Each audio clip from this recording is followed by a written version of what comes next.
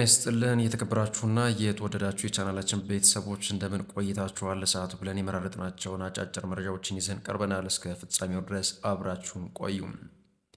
ታርጋ ለመቀየር የጊዜ ሰሌዳ ይወጣል ተብሏል። ነባር ተሽከርካሪዎች አዲሱን ሰሌዳ የሚቀይሩት በሚወጣው የጊዜ ሰሌዳ መሰረት መሆኑ ተገለጸ። የአዲስ አበባ ከተማ አሽከርካሪና ተሽከርካሪ ፍቃድና ቁጥጥር ባለስልጣን ዋና ስራ አስኪያጅ አቶ ዘገየ በላይነህ አዲሱን የተሽከርካሪ ሰሌዳ አተገባበር አስመልክቶ ዛሬ መግለጫ ሰጥተዋል።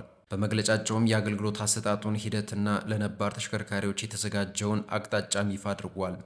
በስራ ላይ ያሉ ነባር ተሽከርካሪዎች አዲሱን ሰሌዳ የሚቀይሩት የትራንስፖርትና ሎጂስቲክስ ሚኒስቴር በሚያወጣው የጊዜ ሰሌዳ መሰረት መሆኑንም ገልጿል። አዲሱ ስማርት ሰሌዳ በአሁኑ ወቅት እየተሰጠ ያለው የተሽከርካሪ ታርጋ ለመውሰድ ተመዝግበው መጠባበቅ ላይ ላሉና ከዚህ በኋላ አዲስ ለሚመዘገቡ ተሽከርካሪዎች መሆኑን ገልጸው ተመዝግበው ሰሌዳ በመጠባበቅ ላይ ለሚገኙ ተገልጋዮች እንግልትና የጊዜ መባከን እንዳይኖር ቀደም ሲል በተመዘገቡበት ቅደም ተከተል መሰረት ከየቅርንጫፎቹ ጥሪ ሲደረግላቸው መጠው አገልግሎቱን እንደሚወስዱ አቅጣጫ ሰጥቷል። አዲሱ ስማርት ሰሌዳ ከተሽከርካሪው እድሜ ጋር እኩል የሚዘልቅ ሰሌዳው ጠንካራና የረጅም ጊዜ አገልግሎት የሚሰጥ በመሆኑ ተሽከርካሪው የአገልግሎት ለውጥ በሚያደርግበት ጊዜ የማይቀየርና ተጨማሪ ወጪን ሙሉ በሙሉ የሚያስቀር ነው ተብሏል። ከፍተኛ የደህንነት ጥንቃቄ የተደረገበት በመሆኑ ማጭበርበርን ይከለክላልም ተብሏል።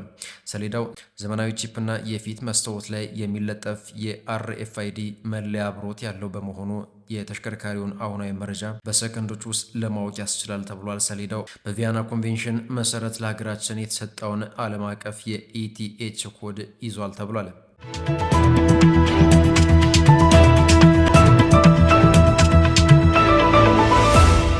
በሌላ ዜና የቻይንኛ ቋንቋ ትምህርት በኢትዮጵያ የትምህርት ስርዓት ውስጥ ሊካተት መሆኑ ተገለጸ። የቻይንኛ ቋንቋ ትምህርትን በቀጣይ 5 ዓመታት በኢትዮጵያ ለማስተማር የሚያስችል የሁለትዮሽ ስምምነትም ተፈጽሟል ተብሏል። የትምህርት ሚኒስትር ዴኤታ ክንድያ ገብረ ሕይወት እና በኢትዮጵያ የቻይና አምባሳደር ቺን ሃይ ስምምነቱንም ተፈራርመዋል። ስምምነቱ በሁለቱ ሀገራት መካከል እያደገ የሚገኘውን የባህል የትምህርትና የህዝብ ለህዝብ ግንኙነት ትብብር የበለጠ ለማጠናከር ያስችላል ተብሏል። የአማርኛ ቋንቋ ትምህርት በቻይና ዩኒቨርሲቲዎች እየተሰጠ መሆኑ የተገለጸ ሲሆን በአዲስ አበባ ዩኒቨርሲቲ የኮንፊሽየስ ኢንስቲትዩት የቻይንኛ ቋንቋ ትምህርት ከሰርቲፊኬት ስልጠና ጀምሮ እስከ ሁለተኛ ዲግሪ ፕሮግራም እንደሚያስተምር ይታወቃል። አዲስ አበባ ዩኒቨርሲቲ የቻይንኛ ቋንቋ ትምህርትን በሁለተኛ ደረጃ ትምህርት ቤቶች ለማስፋፋት ከአዲስ አበባና ከኦሮሚያ ትምህርት ቢሮዎች ጋር በቅርቡ ስምምነት መፈጸሙ የሚታወስ ነው።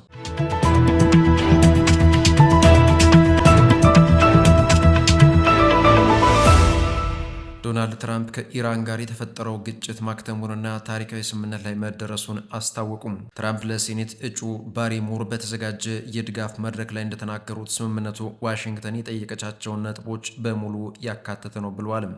በዚህ መሰረት ቴህራን የኒኩሌር መሳሪያን በጭራሽ ላለመልማትና ላለመግዛት ተስማምታለችም ተብሏል።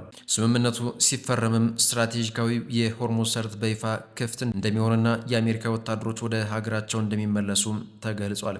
ስምምነቱ በሳምንቱ መጨረሻ በአውሮፓ ምድር በምክትል ፕሬዝዳንት ጄዲ ቫንስ ፊት ሊፈረም እንደሚችል ይጠበቃል። ሆኖም ዋሽንግተን ይህን እንደ ታላቅ የዲፕሎማሲ ድል ብታቀርበውም ከኢራን በኩል እስካሁን ይፋዊ ማረጋገጫ አልተሰጠም። ስምምነቱ የእስራኤሉን ጠቅላይ ሚኒስትር ቤንያሚን ኔታንያሁንም ጭምር ያስገረመ መሆኑ ተገልጿል።